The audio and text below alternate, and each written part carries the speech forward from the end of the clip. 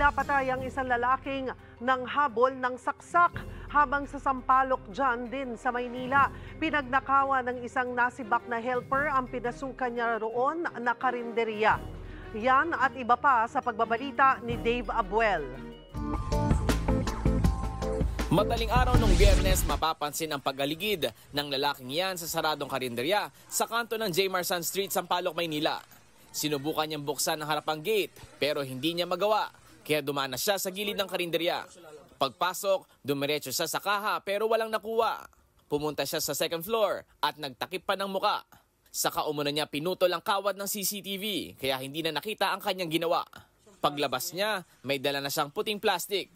Huli na nang madiskubre ng may-ari ng karinderya na kauuwi lang noon ng probinsya na natangay na ang 400,000 pesos cash at 15 mil niyang mga alahas. Nung pagpasok ko ng kwarto, nakita ko magulo yung kama. Pagtingin ko, wala si pera. Sunod, yung mga alahas ko, nakalagay yun sa isang jewelry box. Sama-sama yun. Kaya, nung madiscover ko, wala din siya. Dahil sa CCTV, nakilalang suspect na si Johari Buat. Naging helper pala siya sa karinderya noong Enero pero sinisanti rin dahil sa pangungupit. Heto pa, bukod sa may-ari, ninakawan rin daw ni Buat ng cellphone at pera ang dalawang empleyado ng karinderya. Sa sino man makapagbibigay impormasyon tungkol sa kawatan, agad lamang ipagbigay alam sa pinakamalapit na himpilan ng mga pulis. Kita ang pagtawid ng lalaking ito na si alias Elok sa Santa Cruz, Maynila, Lunes ng hapon. Tila sinunggaban niya ang isang lalaki na si alias Sapon. Yun pala, nagkasaksakan ng dalawa. Ilang saglit pa, tumakbo pala si Elok na sinundan ni Hapon. Parehas na pala silang may saksak sa iba't ibang bahagi ng katawan. Naitakbo silang dalawa sa ospital, pero namatay si Elok.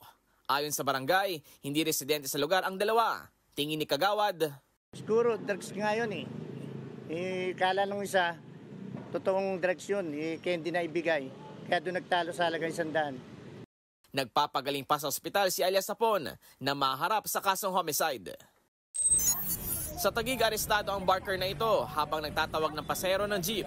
May kaso siyang murder at frustrated murder. Miyembro raw siya ng Ramos Criminal Gang na sangkot sa mga pamamaril at robbery noong 2014 hanggang 2018.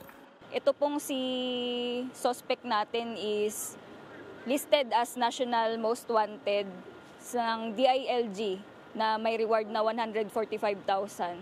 Nandito po siya, nagtatago, nagtatrabaho as dispatcher ng jeep. Giit naman ng suspect, hindi siya miyembro ng gang.